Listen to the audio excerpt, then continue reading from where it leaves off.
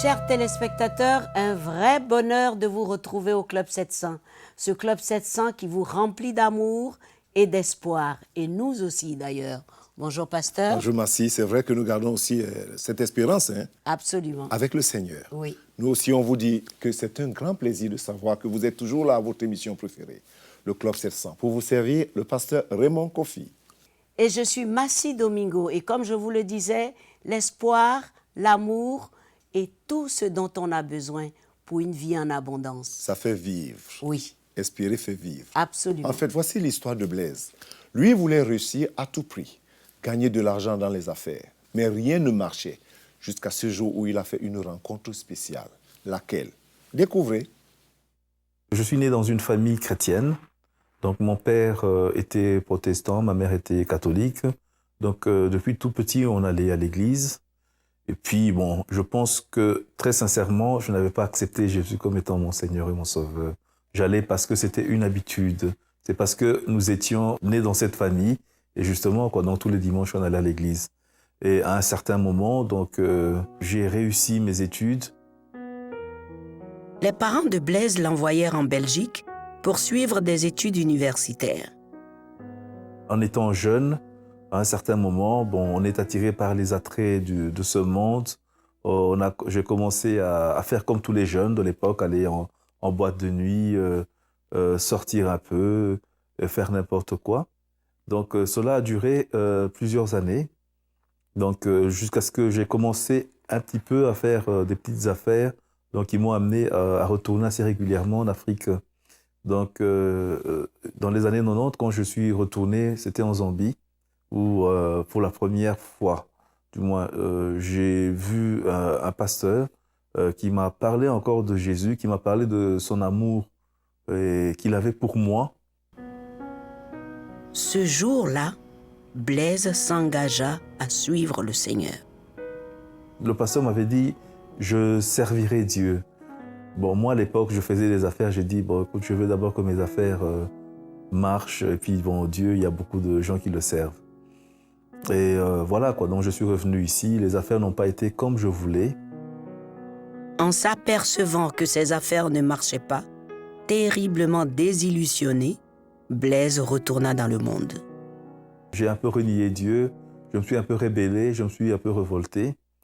Et j'ai eu encore des serviteurs de Dieu qui m'ont dit que tant que tu ne serviras pas Dieu, tant que tu ne feras pas la volonté de Dieu, tant que tu n'es pas sur le chemin que Dieu a tracé pour toi, voilà quoi. Donc tu n'auras pas la paix dont tu as besoin pour pouvoir aller de l'avant. Donc c'est vrai que tout ce que je faisais à l'époque comme affaire, ça n'a marché pas du tout. Blaise décida alors de se mettre en règle avec Dieu et se mit à fréquenter une église. J'ai reconnu que sans Dieu, je ne pouvais rien, je n'avais pas la paix. Donc je me suis repenti. J'ai trouvé une église que j'ai commencé à fréquenter et je me suis mis en règle avec Dieu en abandonnant toutes les vies de débauche, tout ça. J'ai commencé à payer mes dîmes, mes offrandes. Et là, quand je suis rentré dans l'obéissance par rapport à la parole de Dieu, là, j'ai vu maintenant les portes qui ont commencé à s'ouvrir. Donc, j'ai eu une stabilité dans le boulot. Et voilà, quoi. Donc, ça m'a amené, au fur et à mesure que j'avançais avec le Seigneur, de voir les portes s'ouvrir jusqu'à ce que j'ai pu avoir cette opportunité, par la grâce de Dieu, d'être nommé à un poste important au travail où je suis actuellement. Voyant que Dieu l'avait béni dans son travail, Blaise lui fit une demande. Et quand je suis rentré, j'ai dit au Seigneur, Seigneur, oui, c'est vrai, je veux que tu me donnes mon épouse, ma femme. C'est vrai que j'ai toujours eu, je disais à une femme, non, c'est pas une femme, n'importe quelle femme, mais c'est ma femme, quoi. Peu de temps après, le Seigneur lui accorda son désir, une épouse qui allait partager sa vie. Une année après, Dieu nous a fait grâce, il nous a donné un merveilleux bébé qui s'appelle Eliana, ça veut dire Dieu a exaucé. Donc ça, c'est le parcours plus ou moins sentimentale de ma vie, quoi. Aujourd'hui, Blaise parvient à peine à compter toutes les bénédictions du Seigneur. Je sais d'où je viens. Pour moi, il m'a ramassé vraiment bas, quoi. Il m'a ramassé bas, dans le sens que j'étais dans la débauche, j'ai fait n'importe quoi, j'ai été loin de sa face. Et je n'avais pas de paix. Cette paix que Jésus donne, je ne l'avais pas.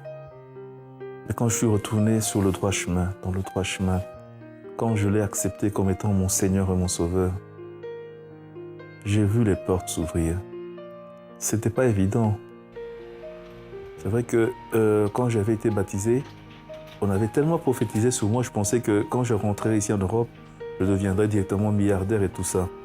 Mais comme la Bible le dit, hein, Dieu, quand il a créé le monde, il a créé, il dit que la lumière soit, la lumière fut.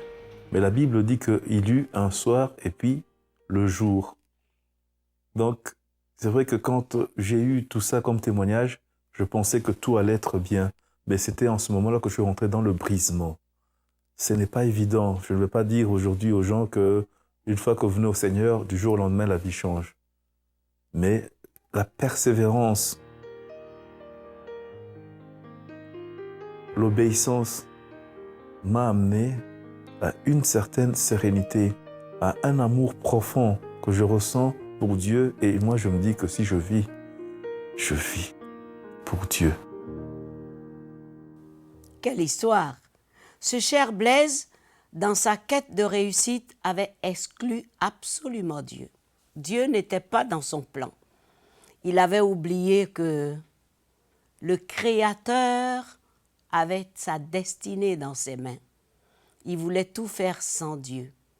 Or, Dieu, c'est le seul qui fait réussir les projets. Il a dit dans Jérémie 29, 11, « Je connais les projets que j'ai pour vous. Ce sont des projets de bonheur et non de malheur. Je veux vous donner de l'avenir et de l'espérance. » Et Blaise avait ignoré complètement cela. Et il a vu le résultat. Frustration, désolation, la vie inutile. Mais Dieu merci, il a compris. Il n'y a qu'une personne qui a votre destinée dans sa main. C'est Dieu Tout-Puissant, votre Créateur. Et si vous voulez réussir, il n'y a pas d'autre solution ni de raccourci. Allez chez Dieu directement. Et pour le faire, il faut accepter celui qui l'a envoyé, Jésus-Christ, comme Seigneur et Sauveur, en disant « Seigneur, je ne peux rien par moi-même. Je te donne ma vie, je te donne mon cœur, prends-moi, pardonne-moi et dirige ma vie. » Et vous verrez la différence. Il est si fidèle et il prendra certainement soin de vous. Je sais de quoi je parle. Que Dieu vous bénisse si vous avez fait cette prière parce qu'il est fidèle. Merci, merci. Surtout de répéter fermement. Avoir Jésus pour ami fait toute la différence. Absolument. Avoir Dieu à ses côtés fait toute la différence. Oui. C'est peut-être pas le cas pour plusieurs personnes, mais ça n'annule pas cette vérité que Jésus pour ami, ça fait toute la différence. Alors retenez-le. Si Jésus est votre ami, vous verrez la différence.